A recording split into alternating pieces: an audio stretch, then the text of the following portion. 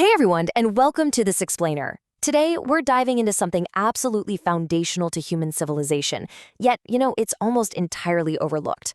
We're going to explore the incredible history of welding and really see how humanity mastered the art of fusing our world together. Just think about it for a second. How long have we actually been manipulating metal to build our world?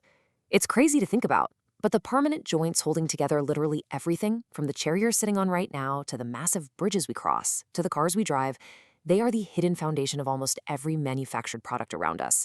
And achieving that kind of permanence, well, that didn't just start in some high-tech modern factory. Okay, let's dive into this. Here is our roadmap for today. First up, the ancient roots of welding. Next, the Industrial Revolution spark. And finally, modern fusion and beyond. So, starting with Section 1, Ancient Roots of Welding, let's look at early metalworking.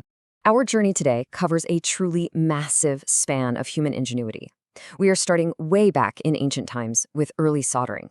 From there, we'll move through the Roman era, take a huge leap into the late 19th century industrial boom, and finally land right in the 20th century with modern, complex welding processes. A few thousand years ago, soldering was already heavily established as a super practical way to join metals. And it definitely wasn't just for making pretty decorations. Early humans relied on soldering for absolute survival. Sure, they crafted intricate jewelry, but they also forged lethal weapons, patched up durable pots, and built absolutely essential everyday tools. Advancing into the Roman era, we see a massive step forward with forge welding. Picture this. By heating metal to glowing, blistering temperatures in a forge and just forcefully hammering it together, artisans created a heavy-duty, permanent bond. This intense combination of raw heat and pure muscle, well, that's really where the core concept of welding, at least as we know it today, begins to take shape. Moving right along to Section 2, the Industrial Revolution spark. And this brilliantly illustrates a massive, game-changing shift.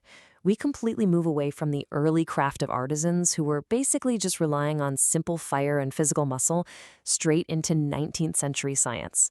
Joining metals suddenly became this highly researched field, pulling heavily from established physics, chemistry, and mathematics. So, why did this scientific shift happen so incredibly fast? Well, to quote the research, the momentum for the development was provided by the industry itself, which was searching for solutions for the production of permanent joints. Basically, the booming industrial age just couldn't rely on ancient crafts anymore. They desperately needed unbreakable permanence, and they needed it on a massive global scale. So the crucial point is that this desperate industrial demand directly drove innovation. This exact period saw the creation of the very first welding patents. And these patents, they were totally groundbreaking because they specifically harnessed both chemical and electrical energy to finally get the job done right.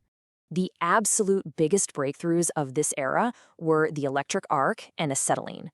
Crucially, when acetylene is mixed with oxygen, it creates this incredibly powerful flame. For the very first time in human history, we could easily attain the intensely high temperatures required to actually melt and fuse raw materials entirely on demand. It was a total game changer.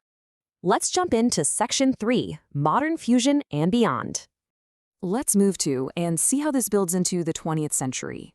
This era gave us the arc welding processes that are literally still the backbone of modern manufacturing today. We're talking about metal arc welding and gas-shielded techniques like MIG and TIG welding.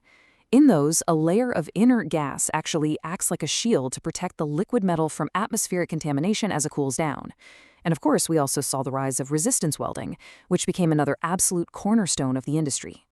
But hey, extreme heat wasn't our only solution. It turns out applying intense physical force is a surprisingly sophisticated way to join materials. Engineers developed these mind-bending procedures like friction welding and even ultrasonic welding. Get this, that literally means using high-frequency sound vibrations to seamlessly bond solid metals together. How wild is that? Now, we are definitely getting into some real sci-fi territory.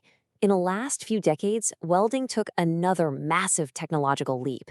We started utilizing entirely new forms of fusion energy, crossing right into the era of welding with lasers and electron beams.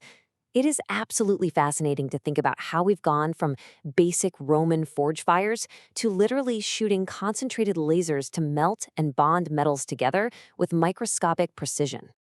Now, what's really interesting about this slide is that today, modern manufacturing refuses to settle for just one method.